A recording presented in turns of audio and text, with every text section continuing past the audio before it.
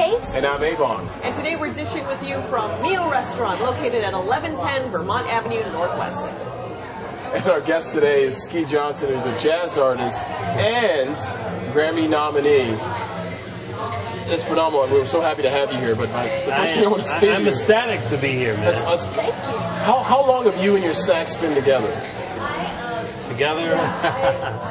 I've been playing for about 26 years. Okay, so it's like a very long-term relationship. Wait, always with this saxophone, because I don't know if the viewers can see the saxophone, but this is a very, very loved, very worn instrument. And I think there's a story that goes along with how you started playing the saxophone, how you first got the saxophone. I was at Duke Ellington School for the Performing Arts in Georgetown, and I was playing clarinet, and I wanted to play sax. They said, well, if you want to make some real money, play the saxophone. So I started. Well, as opposed to like playing the guitar or playing the harp. I was a clarinet. I wanted to be I wanted to be the Benny Goodman. What did you mean by real money? I mean, just because it was a more marketable instrument. Okay, sure. So I worked at McDonald's and I worked for the Marion Barry Summer Youth Program. I saved all my money. I was supposed to buy school clothes. But I bought this instrument, and I've had it ever since. Well, a stylish man who knows a stylish instrument. Now you have just loads of sponsors. I mean, the clothes are flooding in, the cars are flooding in. Yeah. Tell me about your cars. The Rolls Royce and Bentley. So do you actually have to drive Rolls Royces and Bentleys? Well, the Bentley I keep, but the Rolls Royce they chauffeur me. It's a $700,000 car, so they won't let me drive it. They only chauffeur me. So. And I'm sure the only music you're listening to in that car is jazz music, soulful jazz. Or your own, right? I listen to everything. Oh, really? Do you get inspiration from all kinds of music? Everything. I mean, when I say everything, I mean everything. Everything from Yanni to punk rock. I listen to everything. That is the spectrum right there. That is punk rock. I can't believe I'm about to admit this, but Yanni was my first concert ever, so right on. What's wrong? Like in public? Yeah. But I've listened to your newest album, New Beginnings. Mm-hmm. Why did you decide, this is not your first album, but New Beginnings, what's the new beginning? This is my 8th album, and I've made a lot of mistakes in the business. I've learned a lot of lessons. When I say lessons, a whole lot of lessons.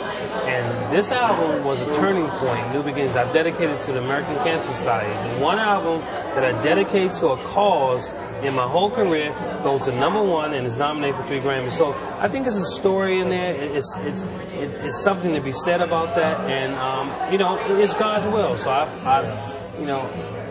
think it's my time. What was a turning point can you give me an example of a turning point that got you to New Beginnings as well as one of those lessons you learned? Yeah, to decide to being on tour, being young and having too much money too fast and being out of control. You're wilding out, probably. Yeah, out of control. I mean, but you learn, and now at this point, my thing is just be humble. Be humble and thankful, and that you're having these blessings. That's my thing. So huge blessings. The Grammy nomination, which is huge. So my question is, if Kanye were to come up on stage while you were accepting your award, what would you say? I'd give him a hug. What's up? Hey, my man. I love you. I love you. What are you doing? You wouldn't hit him with the sax? No, I wouldn't. Okay. Well, how does it feel to be a Grammy nominee? I mean, a 3-time Grammy nominee, but how does it feel? You got to understand, my first record came out in 1988. It's now 2009, about to be 2010. It took me all that time, and I made a lot of mistakes. So, I'm grateful, I'm happy, but I'm excited, but it's almost like surreal because it's just not like it's really happening because now it doesn't mean, it means a lot, but it's just not as much as what it meant. I'm not going to react the same as I would have acted maybe 10 years ago. So you appreciate it more because of all the 20 odd years you've put into this. Absolutely. And because I've made those mistakes and I've learned so much and I've grown wiser, that I take everything sort of a different way. A different stride. So. Do you think there's added pressure then that the next album will also be nominated for a Grammy, or do you just kind of Well, taking it slow and having another new beginning?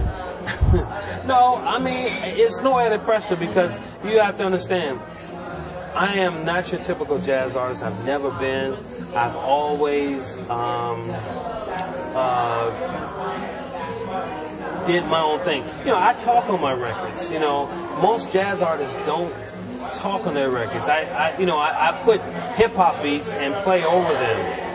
That's unheard of for jazz art. They don't do that, and I've always done that. But I've been consistently doing the same thing for 20 years. It just so happens that the wheel or the stars, so to speak, are lining up at this time, and it's my time. Well, DC's kind of known. I think DC's known for jazz. We have an annual jazz festival. You mentioned Duke Ellington. Do you think that you were always influenced to be a jazz artist because of those influences around the DC area, or do you think that you've helped to make DC into the jazz area that it is today? No, it's always been that. U Street, Howard Theater was that corridor. Duke Ellington's from here. Marvin Gaye. I mean, it's always been there. I am a son of them. I'm recognizing from them that this is, you know, that I've taken what you've created and put back. You've mentioned a few other artists, Marvin Gaye, Duke Ellington, and so forth. What would you be your dream collaboration with, you know, playing the sax, jazz, any genre of music? Not Kanye. I want to do an album with Jay-Z. I want to do an album, but I want all these people, all these different people on the album. Jay-Z, Diane Carroll. I want Nita Baker. I would like to have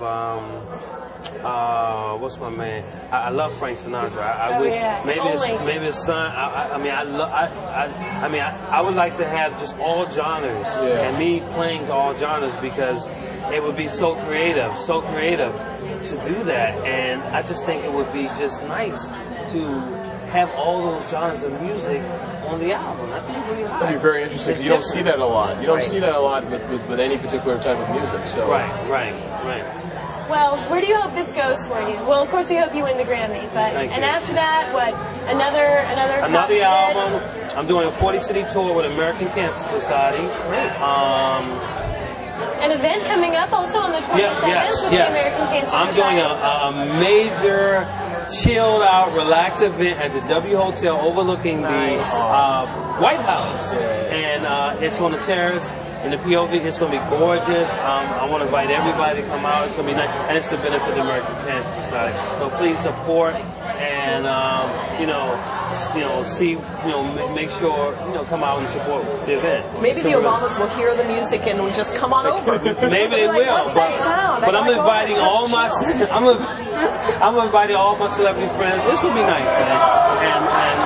And I'm so blessed to be able to do this music and to be able to get to this point. I put it's all God's will. It really is. Well, we're so happy to have you. Congratulations on your Grammy nominations. Thank you. Congratulations on being #1 in the Jazz Billboard charts now and on all of your success. Thank you. And as always, thank you for joining us here on this episode of The District Dish.